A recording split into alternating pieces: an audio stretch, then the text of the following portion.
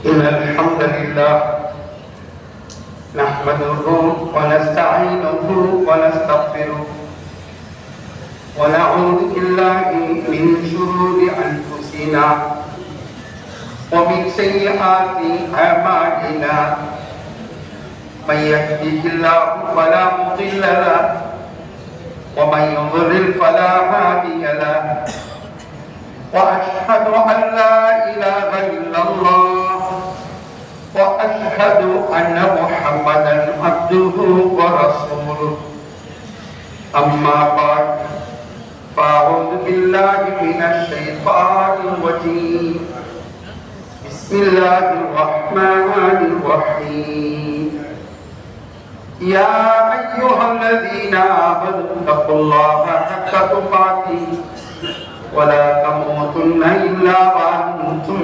مسلمون எல்லாம் வல்ல அல்லாஹ்வின் நல்லடியார்களே, லால்பேட்டை ஜாமியா மன்பவுல் அன்பாரி 163ஆம் ஆண்டு விழா, 82ஆம் ஆண்டு பட்டமளிப்பு விழா. இவ்விழாக்களில் சங்கைக்குரிய தலைவர் எங்கள் ஆன்மீக ஆசான் ஷேகுல் ஜாமியா அவர்களே, மூத்த ஆசிரிய பெருந்தகைகளே, இளம் ஆசிரிய பெருந்தகைகளே, உலமாக்களே, பட்டம் பெறுகிற மௌலவிகளே, பாதிரி மௌலவிகளே, இங்கு திரளாக வருகை இருந்திருக்கிற சங்கைக்குரிய உலமா பெருமக்களே, இந்த ஊரையும் இதை சுற்றியுள்ள பகுதிகளையும் சார்ந்த சமுதாய சொந்தங்களே, நம்முடைய ஷேகுல் ஜாமியாவின் தகுதிமிக்க கண்ணியத்திற்குரிய நிர்வாக பெருமக்களே, பாசத்திற்குரிய இளவல்களே, கண்ணியத்திற்குரிய தாய்மார்களே, சகோதரிகளே, எல்லாம் வல்ல அல்லாஹுவின் பேரருள் நம் யாவர் மீதும் நிறைவாக சூழட்டுமாக என்று ஆரம்பத்திலே துவா செய்து கொள்கிறேன். புனிதமான இந்த பட்டமளிப்பு விழாவிலே பங்கேற்பதற்காக, இந்த பாக்கியத்தை அடைவதற்காக கடந்த ரஜபு மாத பிறை ஒன்றிலே நடைபெற்ற மண்பைகள் சங்கமத்திலே பங்கேற்றுக் கொண்டு சஹீஹுல் புகாரி மஜ்லிஸுடைய இஃப்திதாம் நிறைவு மஜ்லிஸிலும் பங்கேற்றுவிட்டு மகிழ்ச்சியோடு திரும்பிய அந்த உற்சாகத்தில் அடுத்த சில நாட்களிலேயே அமைந்திருக்கிற இந்த பட்டமளிப்பு விழாவிலும் கலந்து கொள்ள வேண்டும் என்ற பேரவாவோடு இந்த கல்லூரியின் பழைய மாணவனாகிய நான் உங்களை எல்லாம் சந்திப்பதில் பெரும் மகிழ்ச்சி அடைகிறேன், பேரின்ப பரவசம் அடைகிறேன், அல்லாஹ்வுக்கு ஷுக்ர் செய்கிறேன். கிடைத்திருக்கிற இந்த வாய்ப்பை பயன்படுத்தி இங்கு பட்டம் பெறவிருக்கிற என் பாசத்துக்கும் அன்பிற்கும் உரிய மௌலவிகள், பாதிரி மௌலவிகள், இவர்களோடு தொடர்புடைய ஒரு சில செய்திகளை மட்டும் சுருக்கமாக வேகமாக இங்கு நான் பரிமாறிவிட்டு என் இருப்பிடம் செல்கிறேன். சங்கைக்குரிய முதல் நிலையில் அமைந்திருக்கிற சமுதாயத்தில் ஒப்படைக்கப்பட இருக்கின்ற நபிமார்களின் வாரிசுகளே, அல்லாஹ் தஆலா இப்போதுதான் நீங்கள் பட்டம் பெறுகிறீர்களே, சனது பெறுகிறீர்களே, மண்பைகளாக, பாதிரி மண்பைகளாக பட்டம் பெறுகிறீர்கள் அல்லவா? அந்த பட்டம் பெற்றதற்கு பிறகுதான் நீங்கள் தகுதியான மாணவர்களாக தேர்வு செய்யப்படுகிறீர்கள். இதுவரை நாம் 1ஆம் சுமராவிலிருந்து 7ஆம் வருடம் வரையிலும் 8ஆம் வருடம் வரையிலும் நாம் ஓதி வந்திருந்தாலும் கூட அது விளையாட்டு பருவம்.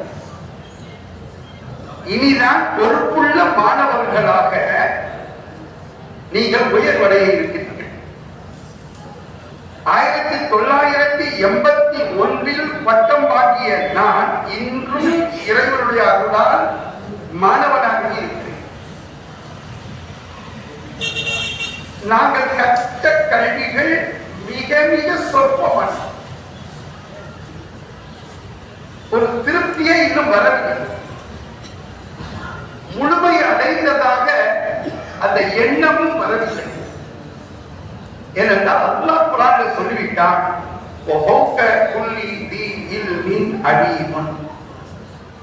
ஒவ்வொரு இல்ம் உடையவருக்கும் மேலே மேலே மேலே அடி மிக விளங்கியவர் இருந்து கொண்டே இருக்கிறார்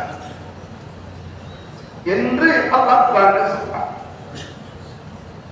நண்பர பெருமக்களே, இமாம் அஸ்மரி என்கிற ஒரு பெரியார் இருந்தார்கள். அந்த இமாமுடைய பெயர் என்ன? அஸ்மரி என்று சொல்வார்கள். இந்த இமாம் அஸ்மரி இருக்கிறார்களே, இவர்களை பற்றிய செய்தி சுருக்கமாக உங்களை கவனத்தில் கொண்டு வருகிறேன். இவருடைய பெயர் அபு சயீத் அப்துல் மலிக் இப்னு ஹரீப் அல் அஸ்மரி. இவர்கள் 3ஆம் நூற்றாண்டிலே வஃபாத்தானார்கள். ஹிஜ்ரி 216 வஃபாத்தானார்கள். பஸ்ராவிலே வஃபாத்தானார்கள். பேர் என்ன? அப்துல் மலிக் இப்னு ஹரீப் அல் அஸ்மரி. 216 வஃபாத்தானார்கள். இந்த இமாம் அஸ்மரி ரஹ்மத்துல்லாஹி அலைஹி அவர்கள் பல நூல்கள் எழுதியிருக்கிறார்கள். ஒரு கிதாபுடைய பேரு அல் அஸ்வாத், சவுண்டுகள், சப்தங்கள், மனித சப்தங்கள், உயிரினங்களின் ஒலிகள், சப்தங்கள், இவைகளை பற்றி மட்டும் தனி நூல் எழுதியிருக்கிறார்கள், கிதாபுல் அஸ்வாத். இன்னொரு கிதாபுடைய பேரு கிதாப் அல் வஹூஷ், விலங்கினங்கள் என்கிற பெயரில், காட்டு விலங்கினங்களுடைய பெயரே ஒரு கிதாபு எழுதியிருக்கிறார்கள். இன்னொரு கிதாபு அல் இப்னு, ஒட்டகம் என்று மட்டும் தனி கிதாபு எழுதியிருக்கிறார். இன்னொரு கிதாபு அல் ஹைல், குதிரை என்று மட்டும் தனி கிதாபு எழுதியிருக்கிறார்கள். இன்னொரு கிதாபு அல் அஜ்னாஸ், பல இனங்கள் என்றும் தனி கிதாபு எழுதியிருக்கிறார்கள். இப்படிப்பட்ட கிதாபுகள் எழுதினார்கள். இவர்கள் கரீபான, மிகவும் சிக்கலான வார்த்தைகளுக்கெல்லாம் தனிப்பட்ட முறையிலே விரிவுரை வழங்குவார்கள். பல கவிதைகளுக்கு, சிக்கலான கவிதைகளுக்கு அவர்களே ஒரு அகராதியாக திகழ்வார்கள். மட்டுமல்ல, அரபி வார்த்தைகள் அது எப்படி உச்சரிக்கப்பட வேண்டும் என்ற அந்த வசங்கள் பற்றி கூட தனி கிதாப் எழுதியிருக்கிறார். பெரிய பெரிய உலமாக்கள் எல்லாம், அப்போது இருந்த உலமாக்கள் எல்லாம், இவை தொடர்பான சந்தேகங்கள் ஏற்பட்டால் உடனே அவர்களுடைய கவனம் எங்கு போகும் என்றால், இமாம் அஸ்மரி ரஹ்மத்துல்லாஹி அலைஹி அவர்கள் பக்கம் அவருடைய கவனம் போகுமா? புரிந்துவிட்டதா? இப்படிப்பட்ட ஒரு இமாம் ஒரு தடவை பள்ளிவாசல்ல உட்கார்ந்து கொண்டு குர்ஆன் ஓதி கொண்டிருந்தார்கள். கையில குர்ஆன் இல்லை, மனப்பாடமாக ஓதி கொண்டிருக்கிறார்கள். மாயிதா சூராவை ஓதி கொண்டிருக்கிறார்கள். அதனுடைய தொடர்ச்சியிலே அவுபில்லாஹி மினஷ் ஷைத்தானிர் ரஜீம், வஸ்ஸாரிகு வஸ்ஸாரிகத்து ஃபக்தஉ ஐதியகுமா ஜஸாஅன் பிமா கஸபா நகாலம் மினல்லாஹ் என்று ஓதிக்கொண்டே வந்தாங்க. மனப்பாடமாக வல்லாஹு கஃபூருர் ரஹீம் அப்படின்னு ஓதிட்டாங்க. பக்கத்துல ஒருவர் இருக்காரு. உடனே இவர்கிட்ட வந்து, பெரியவங்களை, நீங்க ஓதுனீங்களே அந்த ஆயத்தை, அதை இன்னொரு தடவை ரிப்பீட் பண்ணுங்க அப்படின்னு. வஸ்ஸாரிகு வஸ்ஸாரிகத்து ஃபக்தஉ ஐதியகுமா ஜஸாஅன் பிமா கஸபா நகாலம் மினல்லாஹ் வல்லாஹு கஃபூருர் ரஹீம் அப்படின்னு ஓதுறாங்க. அவருடைய ட்ரெஸ் பார்த்தா அவர் ஒரு பெரிய மார்க்க அறிஞரா தெரியுங்க. கோலத்தை பார்த்தாலும் அப்படி தெரியல. அழுக்கடைந்த ஆடை, கலைந்த முடி அமைப்பு, அவருடைய தோற்றத்தில் ஒரு கடின உழைப்பினுடைய ரேகைகள் படிந்திருக்கின்றன. இப்படிப்பட்ட நிலையில இருக்கிறவரு உடனே சொன்னா அப்படி இருக்க வாய்ப்பு இல்லையா? வாய்ப்பு இல்லையா? புரியுதா? ஏதோ தப்பு இருக்கிற மாதிரி தெரியுது. புரியுதா? உடனே குரான போனா அங்க பார்த்தா வல்லாஹு கஃபூருர் ரஹீம் இருக்கு. குரான் வல்லாஹு அஸீஸுன் ஹக்கீம் இருக்கு. ஆயத் அப்படிதான் வருது. அல்லாஹ் கஃபூர் தான், அல்லாஹ் ரஹீம் தான், அல்லாஹ் அஸீஸ் தான், அல்லாஹ் ஹக்கீம் தான். 99 நாமங்கள் உள்ளதுதான். ஆனா அந்த இடத்துல அஸீஸும் தான் இருக்குது, ஹக்கீமும் தான் இருக்குது, கஃபூரும் இல்ல, ரஹீமும் இல்ல. அப்படி இல்லை தூக்கி வரி போட்டதுக்கு வருது. கேட்டா நீ யாரு? நான் ஒரு விவசாயி. குர்ஆன் மனப்பாடம் பண்ணி இருக்கிறீங்களா? உனக்கு எப்படி இருக்கிறது? அரபி தெரியும், அரபி தெரியும். நீங்க ஓதிக்கிட்டே வரும்போது ஒருவர் திருடினார், ஒரு ஆண் திருடினார், ஒரு பெண் திருடினார், அவர்களுடைய 2 பேருடைய கைகளையும் வெட்ட வேண்டும். நகாலம் மினல்லாஹ், இது அல்லாஹ்வின் புறத்தில் உள்ள தண்டனை என்று அவர்கள் செய்த தவறுக்கான கூலி. நகாலம் மினல்லாஹ், அல்லாஹ்வின் புறத்தில் உள்ள தண்டனை. இப்படி எல்லாம் ஏறி பேசின அல்லாஹ் அதற்கு தோதுவாகத்தான் அசீசுன் என்று பயன்படுத்தியிருக்க வேண்டும், ஹக்கீமுன் என்று பயன்படுத்தியிருக்க வேண்டும். கீழே இறங்கி கஃபூருர் ரஹீம்ங்கிறது அந்த இதுக்கு பொருத்தமாக இருக்காதே என்று நான் நினைத்தேன். அல்லாஹ் ஒரு இடத்துல சொல்றான், வலா தாபுதுக்கும் பிஹிமா ரஃபத்துன் ஃபீ தீனில்லாஹ் என்று சொல்றான். 100 கசையடிகள் கொடுக்க வேண்டும் என்று விபச்சாரம் செய்தவர்களுக்கு சொல்லும்போது இரக்கம் வரக்கூடாது என்று அல்லாஹ் சொல்றானே. அப்படி இருக்கும்போது இந்த இடத்துல கஃபூருன் பொருத்தமா, இந்த இடத்துல ரஹீமுன் பொருத்தமா இருக்காதே என்று நினைத்தேன் என்று அவர் சொல்லி அவரிடமிருந்து இந்த பாடத்தை நான் பெற்றேன் என்று இமாம் அஸ்மாயி ரஹ்மத்துல்லாஹி அவர்கள் சொல்லக்கூடிய இந்த செய்தி அஹ்காமுல் குர்ஆன், இமாம் ஜஸ்வாஸ் ரஹ்மத்துல்லாஹி அவர்கள் எழுதிய அஹ்காமுல் குர்ஆன் என்கிற அந்த நூலிலே மாயிதா சூராவுடைய தொடர்ச்சியிலே இந்த சரித்திர குறிப்பை நாம் பார்த்தோம்.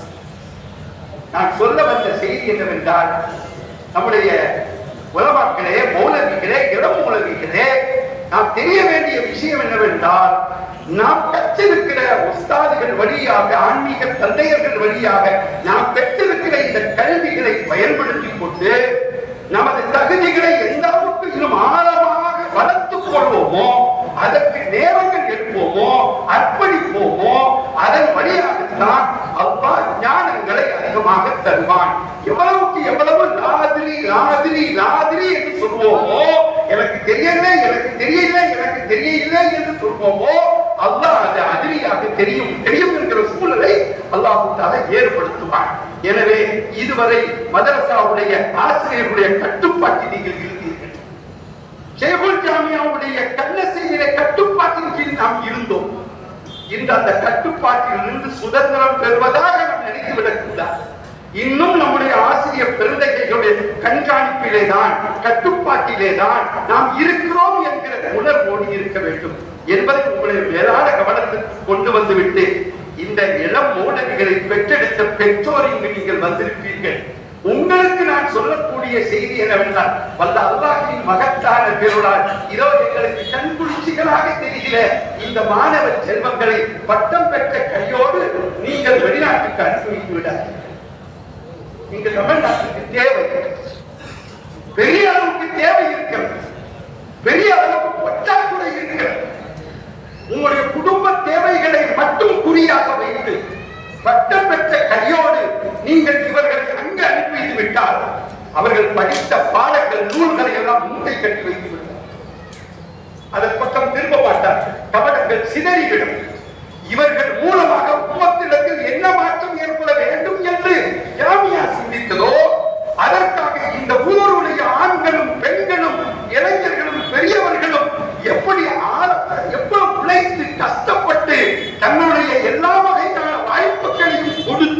இந்த கல்லூரியின் மாணவ செல்வங்களை தரப்படுத்தி சமுதாயத்தை பலப்படுத்தவும் ஆன்மீகங்களில் உயர்த்தவும் பாடுபட்டார்களோ அது வீணாக ஆகிவிடும். எந்த காரணத்தால் நீங்கள் இவர்களை குறைந்தபட்சம் ஒரு 5 ஆண்டு காலமாவது இங்கே நீங்கள் இருக்க வையுங்கள், பணி செய்ய வையுங்கள் என்று கேட்டுக்கொள்வதோடு, இவர்களுக்கு நீங்கள் தேடி தருகிற இணைகள் துணைகள் இருக்கும் அல்லவா, ஜோடிகள், இல்வாழ்க்கைக்கு அப்படி எவர்களை நீங்கள் பெற்றுக் கொடுப்பீர்களோ அவர்களும் இவர்களை போன்றவர்களாக, இவர்களுக்கு இந்த பணியில் உறுதுணையாக இருப்பவர்களாக எவர்கள் இருப்பார்களோ அப்படிப்பட்டவர்களை தேடி தேடி பார்த்து அப்படி ஒரு இணைகளை நீங்கள் ஏற்படுத்தினால் இருவரும் இணைந்து ஒருவருக்கொருவர்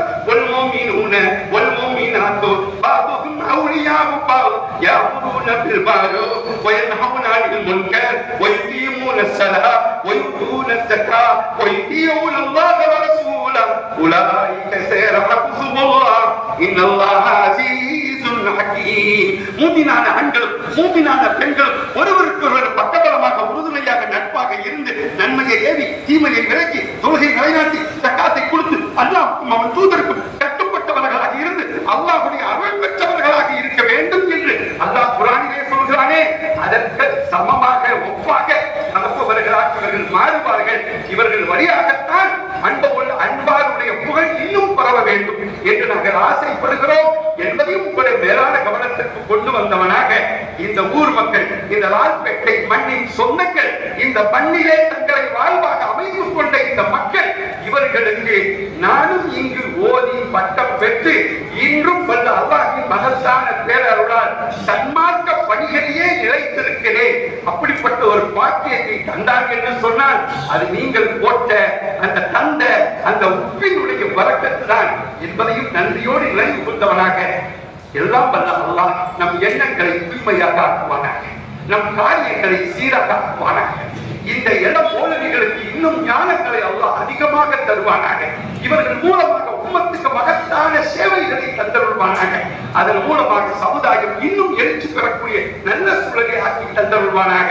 இதற்காக பாடுபடுகிற அள்ளி செலவழிக்கின்ற இந்த மக்களுடைய வாழ்வில் எல்லா வளங்களையும் நிறைவாக தந்தருள்வானாக என்று நன்றியோடு துவா செய்தவனாக என்னுடைய வார்த்தைகளை நிறைவு செய்கிறேன். அல்ஹம்துலில்லாஹி ரப்பில் ஆலமீன். வஸ்ஸலாமு அலைக்கும் வரஹ்மத்துல்லாஹி வபரகாத்துஹு.